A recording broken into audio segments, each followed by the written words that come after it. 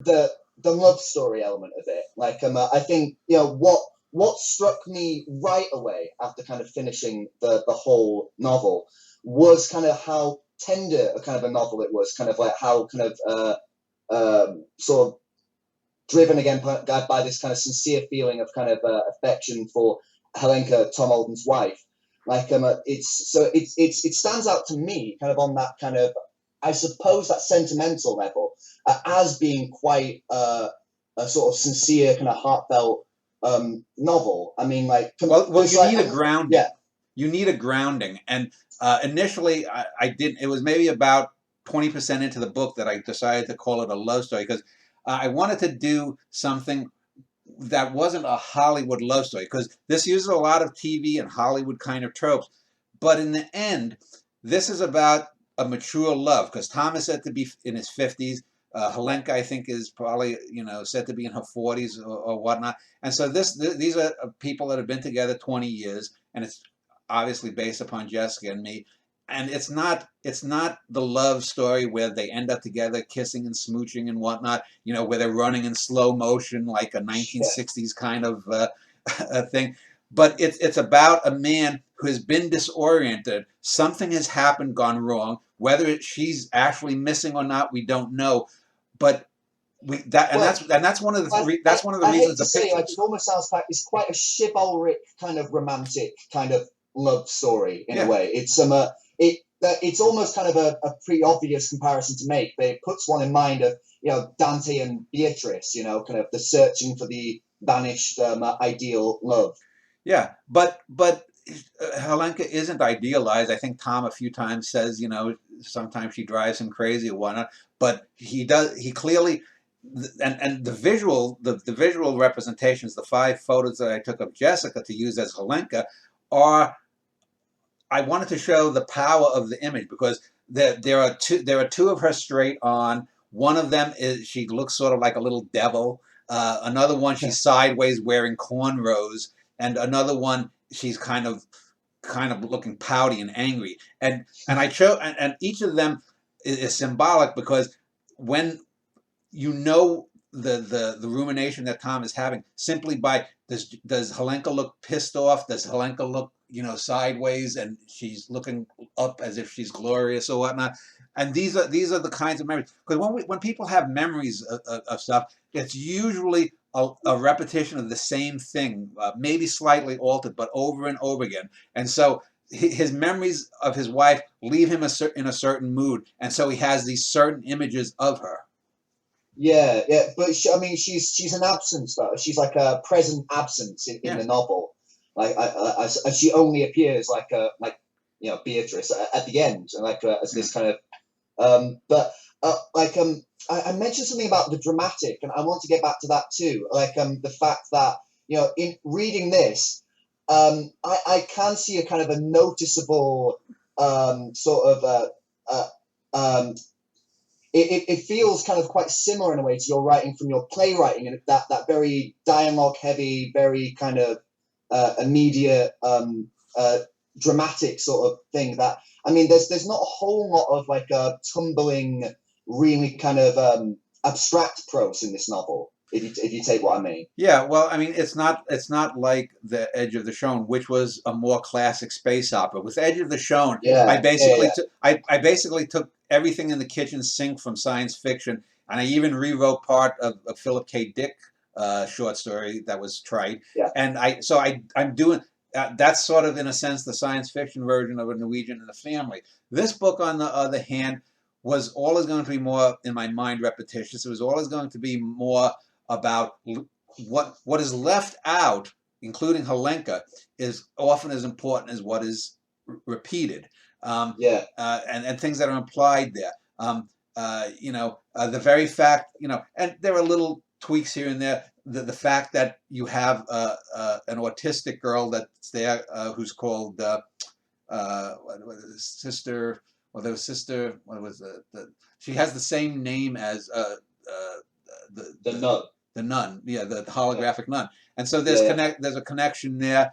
And you have the little smart ass kid who, in my mind, I took from there's the end of the 1968 Planet of the Apes. There's the young ape that says to Charlton Heston, you know, the older generation, they're always doing us. And Heston says, never trust anyone over 30. And at one point, the little kid, Bruno Bryant, I call him, says to Tom, basically, he's the one who coins the women there, Tom's pussy posse, Yeah. Like, what I guess what I was trying to get at that, like I was talking to Dan Linden, he said something very interesting again. He said he wasn't even sure if we could call this like a novel, like he said like it should be called like theater of the mind or something like that. Like there were these like I remember like some chapters ending with you say something along the lines of a hand reaches out and presses a button and the camera stops recording. We get all these very just odd kind of weirdly sort of disjunctive things happening within the text that sort of have us looking through windows, or I mean most of the time we're looking through Tom's eyes, but very often we're sort of pulled back, or some sort of other weird thing is pulled. Yeah, I mean but there is progression too. And for example, I wanted to say too, I told you how I used a lot of the chapter titles from the different shows, and also the section, because it's grouped into 13 sections of 3 chapters each, or 39 chapters. And so that's a way too for me to have like a loom, and I can thread the stories in and out around the loom in a way. Because for example, when I have a title like there's one title called the 2130, and so that has a different meaning than it was in the show. And then there's another like the last chapter title is called what is it called here? The Last Second of a Big Dream, which comes from The Fugitive, and that I said, oh well, that has to be the ending chapter. Although it should be said too, just like with The Norwegian and the Family, although not as grandly, this book has an opening. It opens with "Where is my wife," which is chapter 0, which isn't actually in the contents, and then it ends with non-contents page stuff too. A repetition of chapter 0, then chapter infinity, and then we get the appearance of Helenka. Also what I want to kind of talk about in line with these other kind of sort of quirks that are sort of on my mind at the moment, the appearance towards the end of the all, and the way that the speech of the all is registered as these what punctuation mark is it? These sort of these typographic just white noise. Yeah. And this put me in mind of, on the one hand, Tristram Shandy and kind of the sort of things that Sterndis there. On the other hand, it also puts me in mind of your other work, your work in theatre with the Khan trilogy, with the Genghis Khan, and the interactions between the various Kargans and the sort of symbolic character of the crow, and the sort of the garbled ultra rhetorical speech going on. It's so can you talk a bit about that, kind of like how that occurred to you, the sort of the conversation between the all and Tom Alden? Because in Edge of the Shon you had Elias Walker talking to the Shon, and it wasn't anywhere near as strange in a way. Yeah. Well, in the Edge of the Shon, there's the character called the Dogfish, which is this supersized, basically, it's sort of like the white whale of that book, but it's also sort of, there's also a Grendel and Grendel's mother kind of thing with that, because there's a creature that the Captain Elias Walker, when he's supercharged, ends up battling, and it's a symbolic battle. So I thought to myself, I don't want to end it with it being Tom's dream, although Tom does seemingly wake up, but then in his waking state he gains these powers. Then it turns out he loses them, and how he loses them supposedly is there's this creature called the All, and I got that idea from comic books. I borrowed that I forget whether it's the DC or the Marvel universe, which are the 2 major comic book companies in the U.S. There's a character known as the One Above All, which is the equivalent of Jehovah, Yahweh, the Christian God, and then there's the One Below All. So I said, let me just do the All. And here's where synchronicity happens. So the All was going to be this character that, like in India, dreams, and the all apparently comes from the future or is outside of time, and discovered Tom Alden's writing and was moved by Tom Alden and decided to visit Tom Alden. And in doing so, however, when the all dreams, it changes reality, at least for while it's dreaming. So so it could be that the whole of the book has been dreamt of by the all.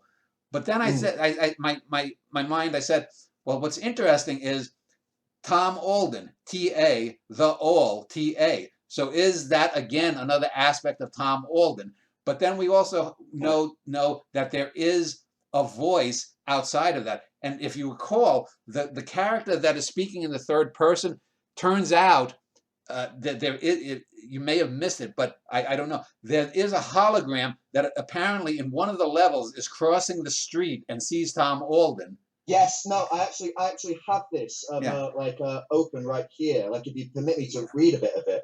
Yeah, go ahead. Go ahead if you want. It's so jumped out at me that I had to kind of actually screenshot it because it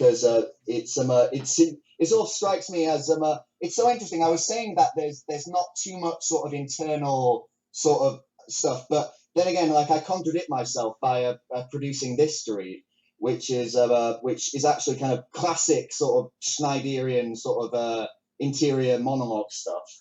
And if I just get it up here,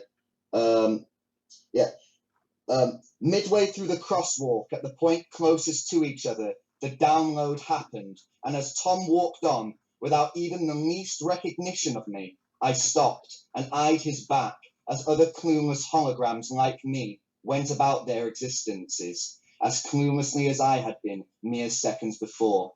We had walked not together, but at cross purposes in a crosswalk. And as I paused, as Tom shrunk in my cocked view of him, I wondered what any single step one takes at any point in one's existence means, what it really means, or even can mean. Yeah, well, that was me. So there's that element, and then we actually get towards the end. Helenka seems to wake up. So has Helenka been the dreamer? Is Helenka in charge? Is Tom in charge? Is one of the holograms? Is it the all? We don't know. Yeah. And in a sense, it doesn't really matter because they may it may not be that the levels are consistently going. It's like that thing about people hectoring Patrick McGowan, kind of like, well, what the fuck was that all about with the ending? Like, whose dream is it? And it is. It really shouldn't be an answer. That would just it's right. Not, but it's also very similar to the Hindu idea of circular time, because we end up back at chapter 0, then chapter infinity, and in the end, Helenka's waking up. And so it begins and it ends with "Where's my wife?" and then we seemingly get an answer, or is it an answer? Yeah,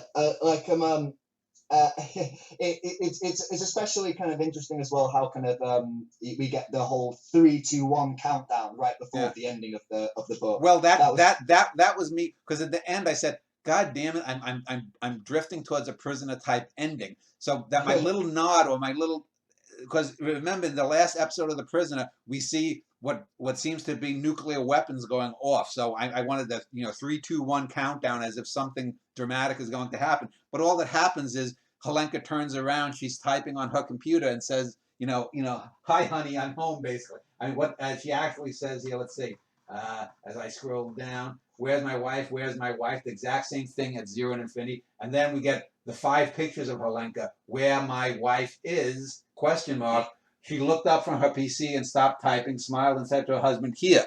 And here's the important thing. Yeah. The book opens, the very first words of the text, even though they're outside the seeming diegesis, so "Where is my wife? Where?" Helenka says, "Here." Where and here. So that in itself is an answer. Where are you? I'm here. It's just like Big Frank at the end of a Norwegian in the Family breaks out at the end, and he says something like, "Hey, Danny boy, is this really the end?" Yeah, I've in my notes for kind of like our talk, like at the top of the page, I've got "Fuck, I feel down. This novel, so it goes." Well, yeah, and it's a Puda Week moment to go back to Monaghan. Yeah, Puda Week. I suppose also very much in that essential thing, in that it repeats and it sort of takes on this changing significance within the text.